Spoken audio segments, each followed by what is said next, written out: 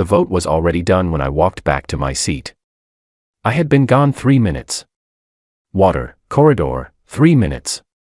In that time, the Galactic Council of Sovereign Species had reclassified Earth from member sovereign to observed primitive.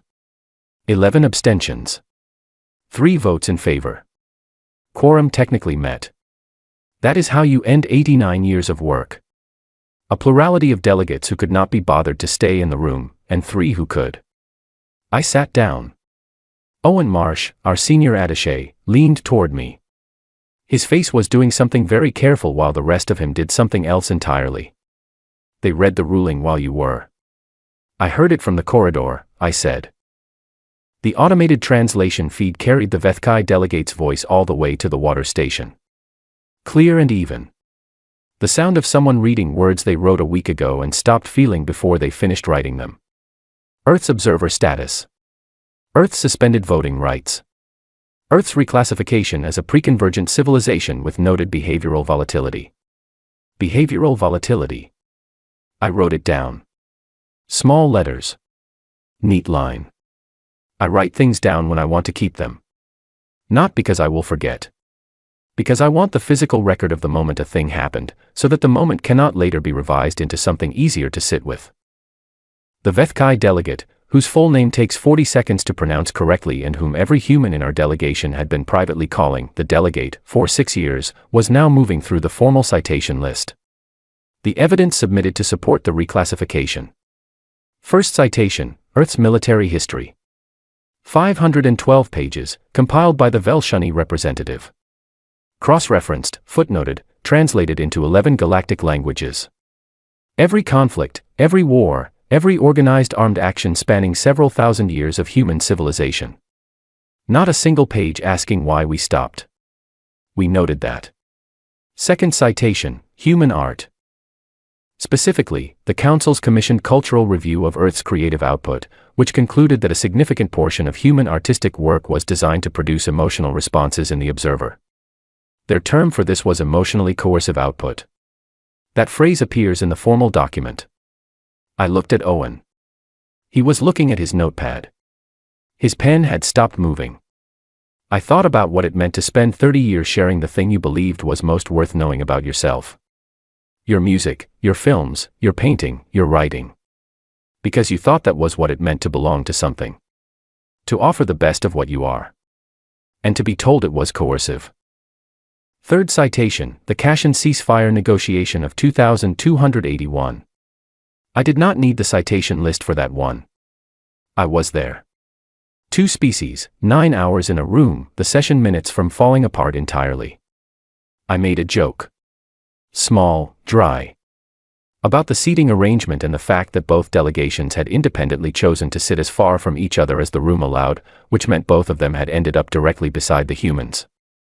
I said we appeared to have become furniture, and that we had chosen the wrong career if furniture was what we wanted to be. Both lead negotiators laughed.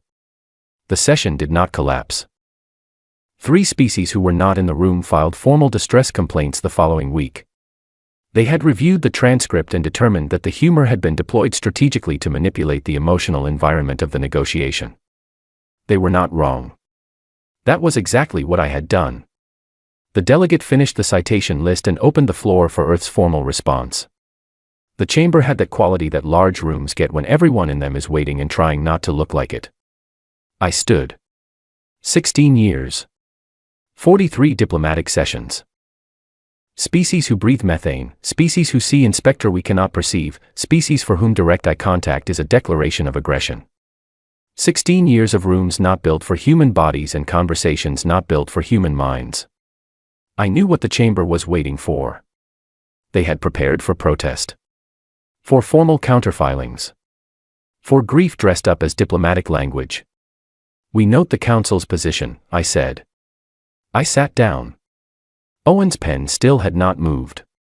The delegate leaned toward his aide. I read lips well. I have made it a professional habit. He said, "Is that all they're going to say?" I clicked my pen closed. It was. Lena Cole was sitting 2 seats down from me. 26 years old, the youngest person on our delegation, someone who had joined Earth's diplomatic corps because she genuinely believed in what it was supposed to be. I could see her from the corner of my eye. She was completely still. The kind of still that happens when a person is holding something in because the room does not feel like the right place. She was right. The session closed 11 minutes later. The chamber emptied the way it always does after something real has happened. Movement, rustling, the careful avoidance of certain people's eyes. I stayed until the room was nearly empty. Then I picked up my notepad, put my pen in my pocket, and stood. On the floor, halfway under the table, was my council observer badge. It had fallen when I sat down. I picked it up. Metal and resin. The council's seal on one side. My name and designation on the other. I had been issued it 22 years ago when I joined the delegation as a junior analyst. I put it in my coat pocket. I did not put it back on. Owen was waiting at the door.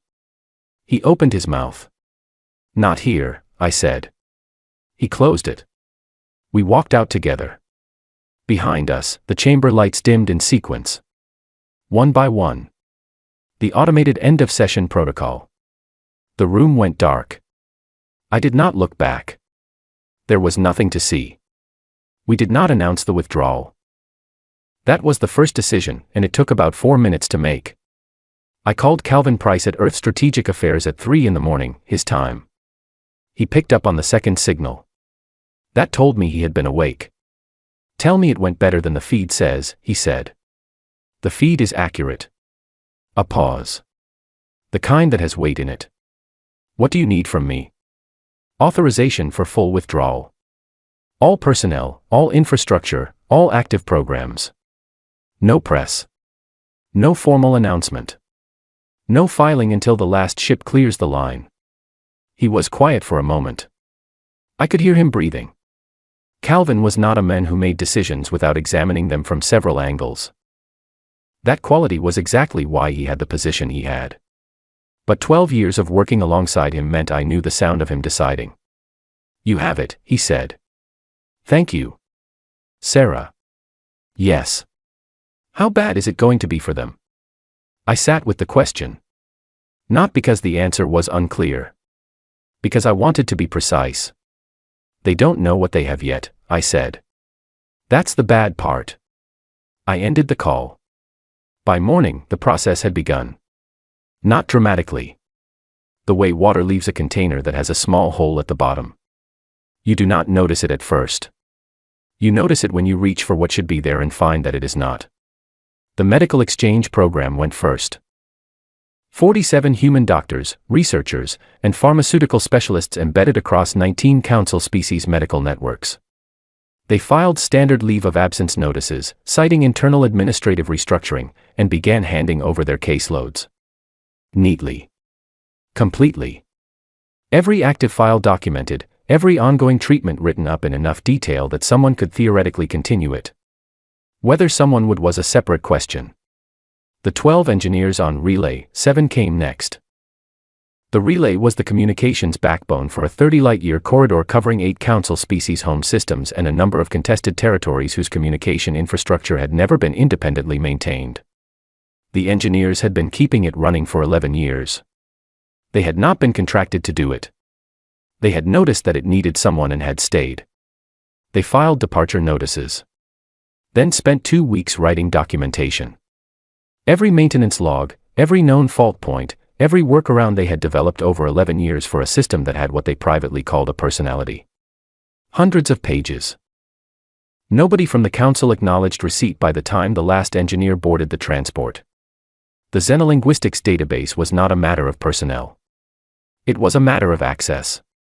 The database was Earth's, built over 30 years by Earth's linguists.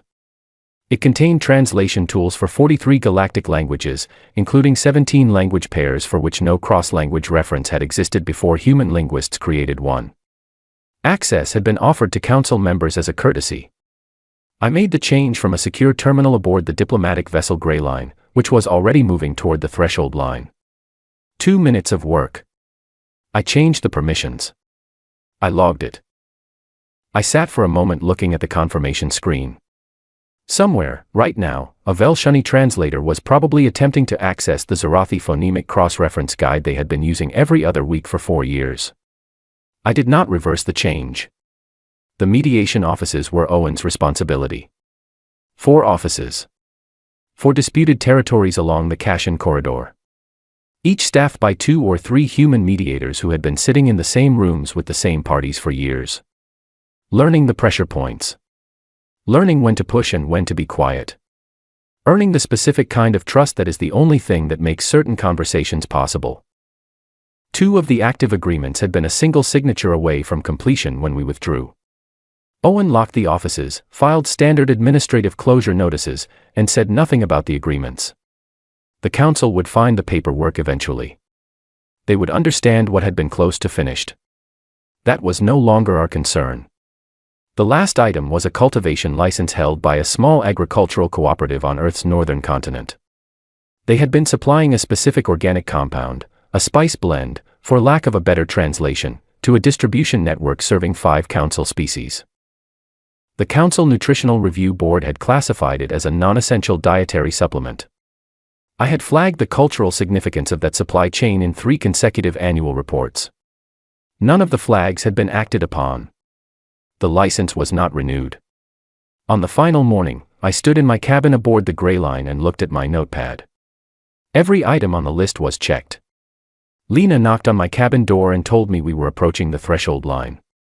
She looked like she had not slept at all.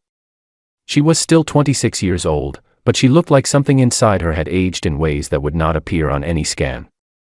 "I will be up in a minute," I said. She left. I took the council badge from my coat pocket. I had been carrying it since the session. I looked at it. The seal. My name. The designation that had once meant standing and access and a voice in certain rooms. I put it back in my pocket. The Grey Line crossed the threshold line at 1400 hours, local ship time. I was on the observation deck.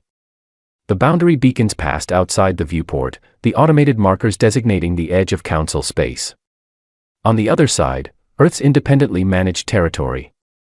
Ours. Unmapped by council cartographers. Unwatched by council monitoring systems. I filed the withdrawal notice at 1403 minutes. Standard format. 3 sentences. All diplomatic, personnel, infrastructure, and programmatic presence was withdrawn from Galactic Council space, effective immediately. No timeline for return. No grievances listed. The automated acknowledgement came back in 40 seconds. A machine received a form and confirmed its receipt. That was how it ended. I went back to my cabin, made coffee, and sat down with a book I had been trying to finish for 3 months. The coffee was good. The book was good. Outside the porthole, stars moved past at the pace that stars move past things. Behind us, across the line, something very large and very complicated had just begun, quietly, to come apart. We did not look back. The reports started arriving 6 weeks after we crossed the line. I was not supposed to be receiving them. Earth had withdrawn. Officially, we were not monitoring council space. Officially. Adrian Cross ran Earth Signals Intelligence Division from a location he had never told me. He maintained what he called passive observation infrastructure in council space, listening stations, camouflaged as standard navigational equipment. We were not transmitting. We were not interfering. We were listening. The way you press your ear to a wall when you need to understand what is happening on the other side. Adrian sent me the first summary at 7 in the morning, to the personal terminal in the house I had rented on the eastern Cape Coast. 1 floor. Large windows. A view of the water that reminded you the planet was old and real and largely indifferent to galactic politics. A dog had come with the property, medium-sized, orange fur, no clearly identifiable breed, who had decided within the first hour that I was acceptable company. I had started calling her Bench because she sat on my feet. 16 pages. I read them over coffee while Bench did what she always did. Month 1. Relay 7 was degrading.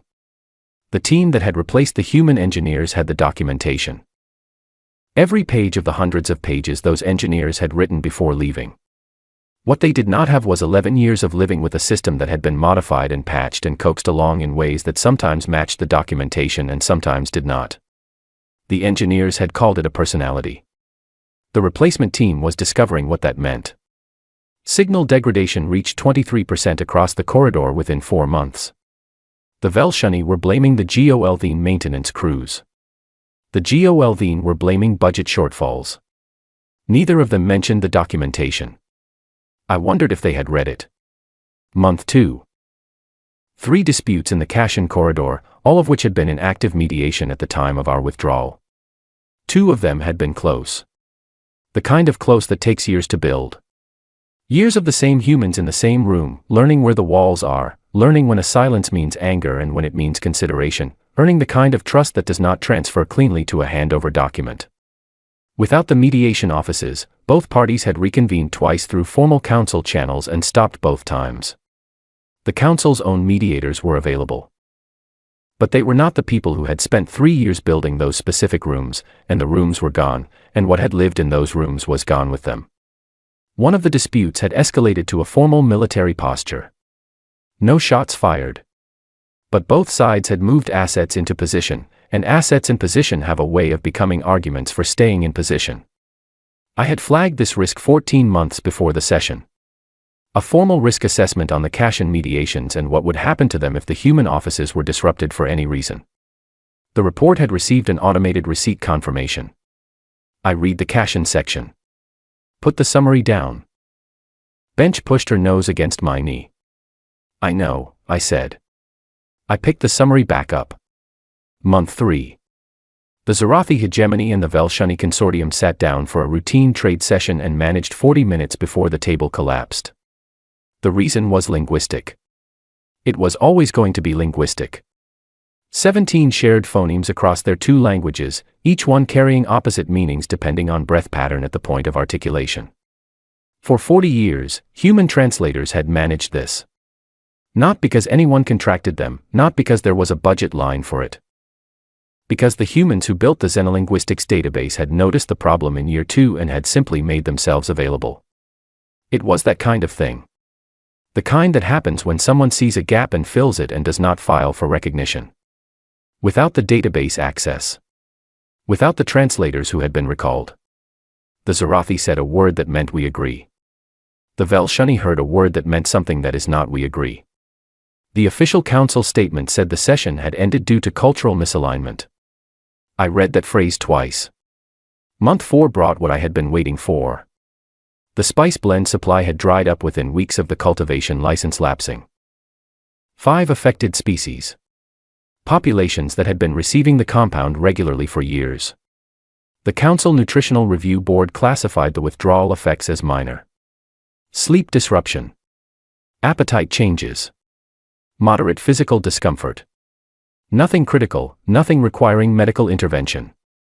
The populations experiencing those minor effects did not share the Council's assessment. They made this clear to their governments. Their governments made it clear in Council channels at significant volume. The emergency Council session was called in month 4. Adrian forwarded me the summary at the same time the Council's automated communication system sent a notification to Earth's diplomatic address, which was still technically active in the filing system because nobody had gotten around to deactivating it. I read the session proposal from the Vethkai delegate carefully. Nowhere in the formal text did it say human withdrawal. It said recent shifts in Council composition and service provision. I noted that phrase. The vote to formally reach out to Earth passed unanimously. Every seat. Every species represented. Unanimous.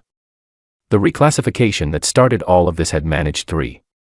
I sat with that for a moment. The first ping arrived at Earth's threshold line communication array the following day. Standard diplomatic frequency. The Vethkai delegate's personal channel. Adrian forwarded the notification to me in real time. I was at the kitchen table. Bench was on my feet. The sun was coming through the east window the way it does in late morning here, direct and clear and very honest about the time. I had a book open that I had not been reading. The notification light on my terminal caught my attention. The ping pulsed. Pulsed. I looked at it. There was a moment when my hand moved toward the terminal. A small movement. The automatic kind that happens before a decision has been made. I stopped it. I want to be clear about the reason, because I think people expect something dramatic. Anger. A calculated strategy. Some carefully constructed plan for leverage. It was not any of those things. The ping was an invitation to continue the same relationship, from people who had just made it very clear what they believed that relationship was worth. I had been in enough negotiations to know that the first offer tells you what the other side thinks you are willing to accept.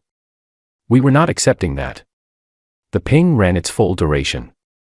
3 minutes. It died at 1403 minutes. I made coffee. The proper kind, with the correct grind, the kind that takes 6 minutes from start to finish and rewards the patients with something worth drinking. Bench approved. 2 days later, Adrian sent the next report. A second ping had been sent, a formal diplomatic communique this time rather than a personal channel. A query filed to Earth's council system, asking for clarification on the timeline for return. Our automated system sent back the standard response for undefined timeline withdrawals. There is no response at this time. I had written those 11 words 3 months ago. 16 years in those rooms. Thousands of words across dozens of sessions. Reports and proposals and formal submissions and one joke in a negotiation room that saved a ceasefire and earned 3 distress complaints. 11 words, sent by a machine, were doing more work than any of it. I did not feel satisfied. I did not feel bitter. I felt something simpler than either of those things.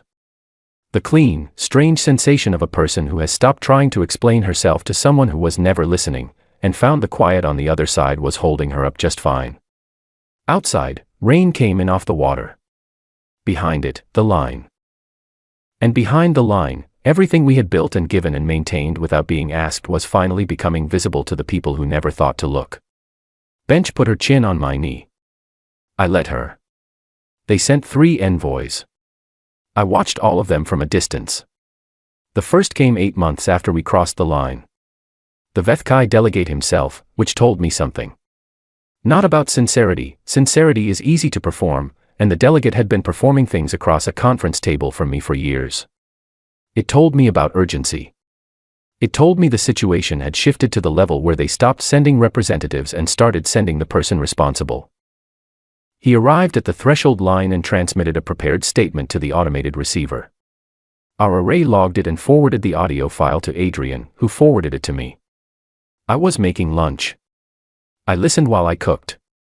His voice was careful. Not the practiced evenness of the session, that was the voice of someone reading words they had already stopped feeling. This was different. This was the voice of someone who had rehearsed what they were going to say and was still not entirely sure it was the right thing. He acknowledged a procedural error. He offered Earth reinstatement as member sovereign with 2 additional council seats.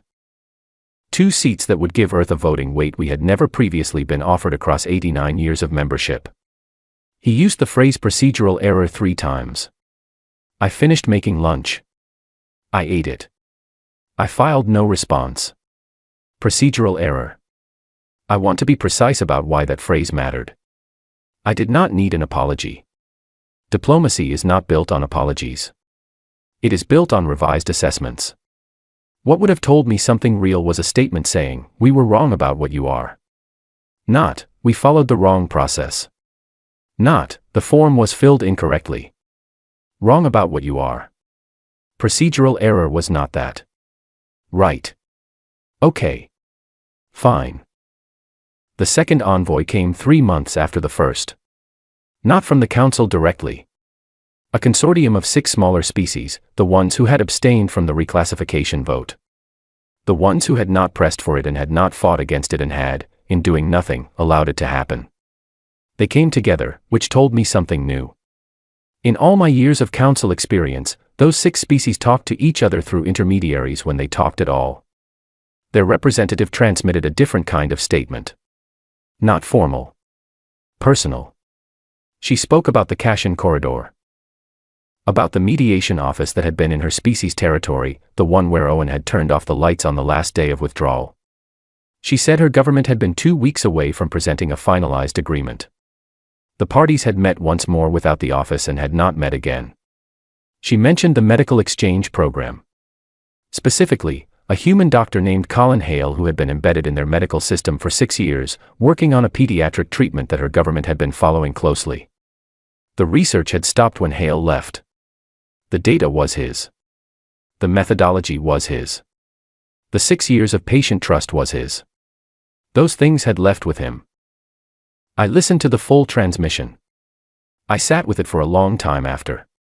She was not wrong about any of it. She was not performing. She was not sending a first offer to test what we would accept. She was describing a real cost being paid by real people who had not voted, had not decided, had simply been present when someone else decided and had not stopped it. I knew that feeling precisely. I did not open the channel. I want to explain this, because it is the part of this story I find hardest to hold cleanly. There is a difference between this is strategic and this is right, and I am not always sure those two things were the same thing during that period. What I knew was this: if I opened a channel for the second envoy because the second envoy was not the ones who had done it, if I made an exception for the bystanders, then I was negotiating. And if I was negotiating from a position defined by the session in that chamber. By the 3 votes and the 11 abstentions and the badge sitting in my coat pocket. We were not doing that. We were not negotiating at all. Not yet.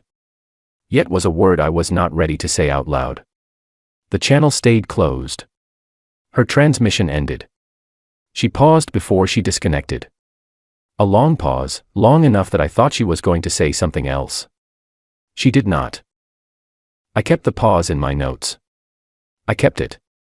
The third envoy came 6 weeks later, and it was the one I had been paying closest attention to, because it was the one that told me something real. The council offered humanity a permanent veto. Not additional seats. Not an expanded voting weight.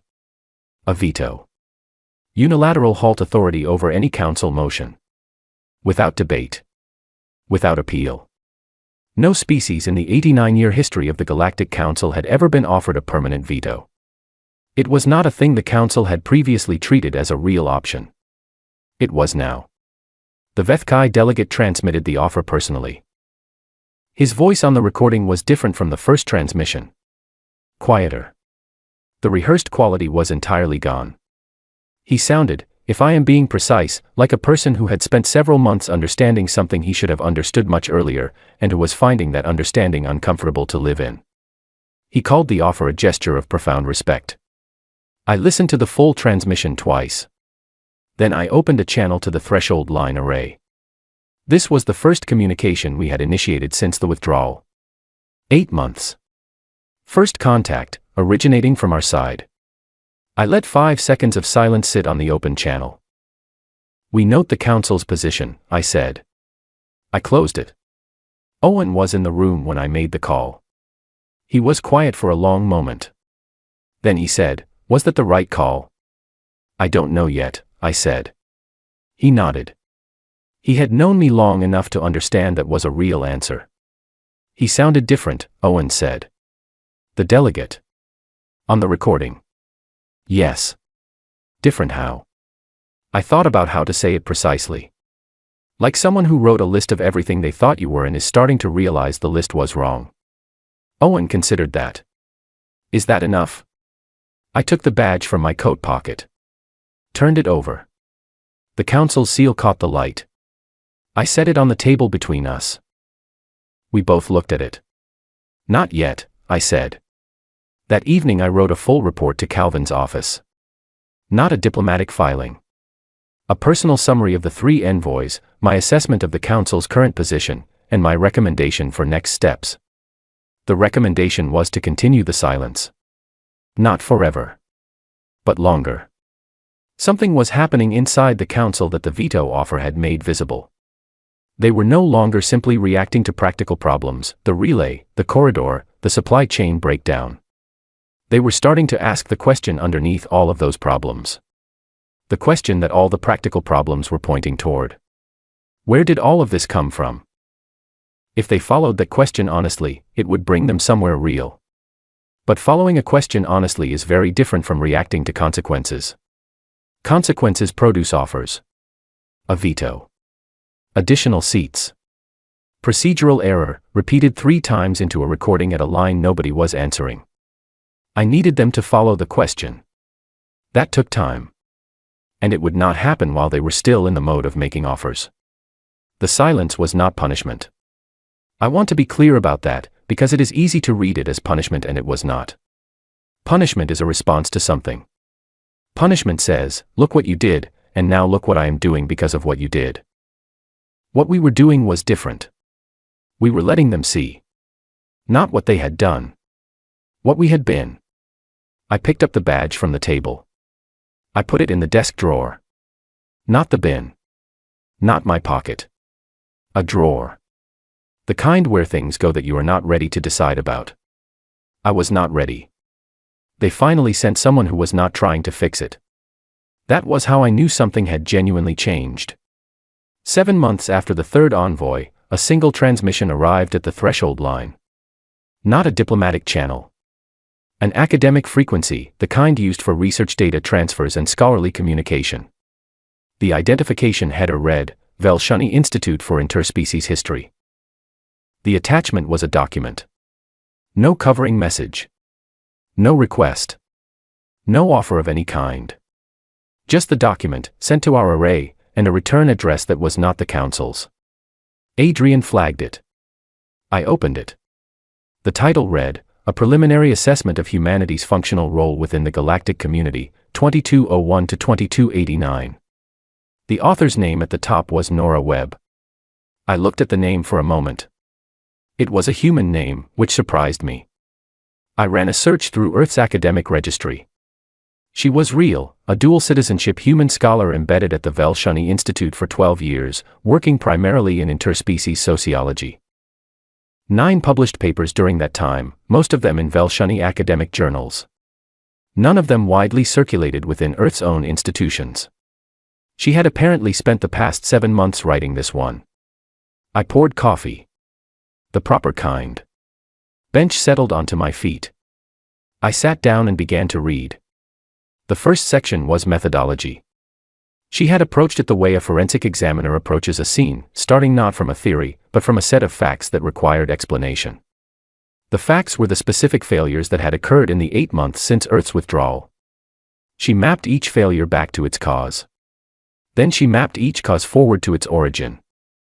Every path, without exception, led back to something human. She wrote, the difficulty in assessing humanity's functional contribution to the galactic community is that the contribution was largely invisible. This invisibility was not incidental. It was structural.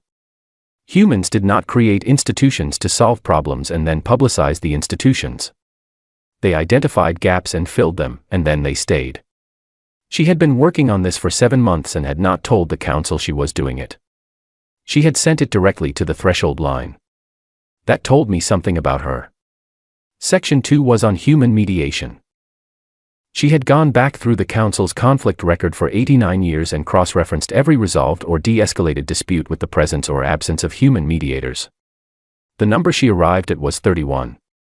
31 situations in which, by her analysis, the involvement of a human mediator had been a decisive variable in preventing escalation to active conflict.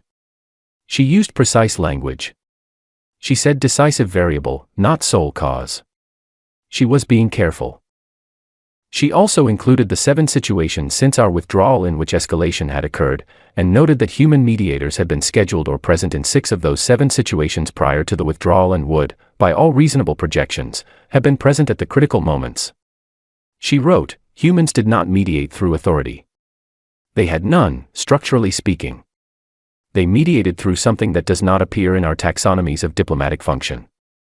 The closest translation, working across 4 galactic languages, is something approximating the capacity to make another person feel heard by someone who does not have a stake in the outcome.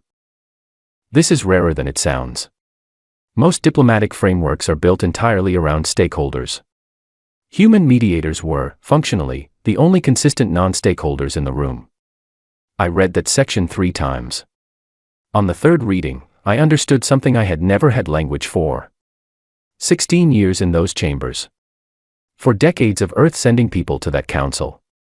And what we had actually been, what we had functioned as, in every practical sense, was the one party that everyone trusted specifically because we were not trying to win anything. We were just trying to get things to work. I had always believed that was the point of diplomacy. I had not understood until that moment that most of the other parties in those rooms had a fundamentally different understanding of the point. Section 3 covered the linguistic architecture. She had gone through the Xenolinguistics database, not the access records, but the actual database structure, working from a full archive copy that Earth's linguists had retained, and catalogued every cross-language reference built by human researchers that had no equivalent in any prior galactic translation system. The number was not 17 language pairs. It was 41. 24 of them were pairs that other species had classified as untranslatable, situations where the structural incompatibility of two languages was considered too fundamental to bridge. Human linguists had looked at those pairs and had not accepted the classification. They had gone in and found the paths anyway. She wrote, "What is notable is not the quantity of translation work completed, but the methodology." Human linguists consistently treated language barriers as engineering problems, structures with solutions that had not yet been found, rather than limits that defined the outer boundary of possible communication. This assumption, which appears to be culturally intrinsic to human intellectual practice, produced results that other species had declared impossible. Not because those species lacked technical capacity. Because they had accepted the impossibility. Bench shifted on my feet. I reached down and rested a hand on her without taking my eyes from the page. The section on art was the longest in the document. She had not used the phrase emotionally coercive output. She had not borrowed anything from the Council's cultural review. She had started from the primary materials, human art in its full range of forms, and had asked a different question from the one the Council had asked. The Council's review had asked, "What is this doing to the observer?" Nora Webb asked, "What problem does this solve?" She wrote, "Human creative work appears to function as a transmission system for interior experience. It is engineered, and I use that word deliberately, to allow one person to feel something they have not personally lived through. This capacity, which humans appear to treat as aesthetic expression, is in functional terms a technology for building empathy across the barrier of individual experience." She cited the ceasefire. She cited it by name. My name. The session date. The 15-minute period between the joke and the moment both delegations re-engaged with the framework on the table. She had done the work of correlating the mood assessments from both delegations' official session records, which were part of the public archive. She wrote, "Ambassador Voss's intervention was not humor in the entertainment sense. It was a rapid recalibration of the emotional atmosphere of the room, using a shared observation that both delegations could hold simultaneously, a moment of shared recognition that dissolved the mutual defensiveness that had been building for several hours. It worked because it was true, and because it required both parties to laugh at the same thing. Shared laughter, in human behavioral science, briefly creates the neurological conditions for trust. Voss knew this. She used it. The Council cited it as misconduct. I stopped reading. I put the document down. Outside, the sun was doing the late afternoon thing it does in this part of the world, going golden and sideways, reaching under the cloud cover, making the water look like something painted rather than real. I sat there for a while. Not thinking, exactly. Just holding it. 89 years of Earth sending people to those rooms. Sending doctors and engineers and translators and mediators and one diplomat who told dry jokes in ceasefire negotiations. All of it done, as she had put it precisely, not because anyone asked, but because the gaps were there and the humans saw them and filled them and stayed. And not one session in 89 years where someone had sat down and laid it out. Not one document, not one formal assessment, not one moment where the Council had looked at what Earth actually was and asked the real question. Until now. Until she did. Section 7 was the last section. She had placed it last deliberately, which told me something about the kind of thinker she was. The earlier sections were evidence. Data built carefully, the way a case is built for a court. Section 7 was different. She had written it in the first person. She began, "I have been writing this document for 7 months. I did not tell the Council I was doing it, because I was not certain what it would be until I finished it. Now that I have finished it, I am not certain they are ready for it. I am sending it to the threshold line because the people who are the subject of this assessment should see it first. She wrote about the session. She had not been there. She had reviewed the transcript, the same way the 3 species who filed distress complaints about my ceasefire joke had reviewed the transcript. She wrote, the chamber asked Earth to defend itself. Earth declined. For 8 months, I assumed this was strategy. The more I read, the more I understood it was not strategy. It was the only honest response to a dishonest question. She wrote, the council asked, are you civilized enough to be here? Earth understood the real version of that question, which was, are you like us? The answer was no. Earth is not like any species in that chamber. Not because they are less. Because they operate from an assumption that the rest of the council does not share and has not, in 89 years, examined. The assumption is that the work is the point. She wrote, what I have found in 7 months of documentation is a civilization that showed up, built the things that needed building, fixed the things that were broken, kept the things running, translated the words that had no translation, sat in rooms where no one else was willing to sit, made people laugh when laughter was the only thing that would work, and did all of it without waiting to be asked. Without filing for recognition. Without lobbying for credit. I do not know what word we have for that. I have checked 43 languages. I do not think the word exists. I read the final paragraph. I am aware that this assessment may change nothing. The council has sent 3 envoys. Earth has not responded. It is possible that what Earth found on the other side of the line is simply better than what we offered. It is possible the silence is permanent. If it is, I want there to be a record. I want it to say, they were here. They held things together that should have been held by all of us, and they did it without being asked, and when we told them what we thought of that, they looked at us and said 4 words and walked away. The 4 words were not angry. They were something else. I think the word for it, in English, is done. Not in the sense of finished. In the sense of complete. I sat with that for a long time. Bench had moved from my feet to the chair beside me, which she was technically not allowed to do, and which I had stopped enforcing about a week after I moved in. She put her head on my arm. I read the last line again. Done. Not in the sense of finished. In the sense of complete. I took the badge from the desk drawer. I had put it there after the 3rd envoy. 7 months ago. I had not opened that drawer since. I looked at it. The seal. My name. The designation that had once meant standing in access and a seat at a table that had spent 89 years deciding what it thought of the people sitting in it. I set it on the table in front of me. I opened my terminal and wrote a message. Not to the council. Not to the Vethkai delegate. Not to the array at the threshold line. To Nora Webb. Her academic address at the Velshani Institute. I typed 2 sentences. Deleted them. Typed them again. We read your document. You got it right. I sent it. She responded 40 minutes later. 1 line. What happens now? I held the terminal in my hands. Bench breathed against my arm. Outside, the light was doing what it does in the late afternoon when it is not in a hurry, going slowly, fully, with the certainty of something that has done what it came to do. What happens now? I looked at the badge on the table. The thing about walking away in silence is that it is not the same as walking away. Walking away is a direction. Silence is a state. The silence had been what was needed, not to punish anyone, not to leverage anything, but to give something enough space to finally become visible. And now it was visible. Nora Webb had spent 7 months making it visible. She had not sent the document to the council. She had sent it here, across the line, to the people it was written about. Because she was a human, and that was how humans did things. They noticed what needed doing. They did it. I held the badge. I thought about the 41 language pairs. The 31 de-escalations. The 11 engineers who kept a relay running for 11 years because they saw it needed doing. The cultivation license and the pediatric treatment and the translation of the moment when laughter kept a ceasefire intact. I thought about Lena Cole, sitting very still in that chamber, holding something in because the room was not the right place. I thought about Owen's pen, stopped on the notepad. I typed back to Nora Webb.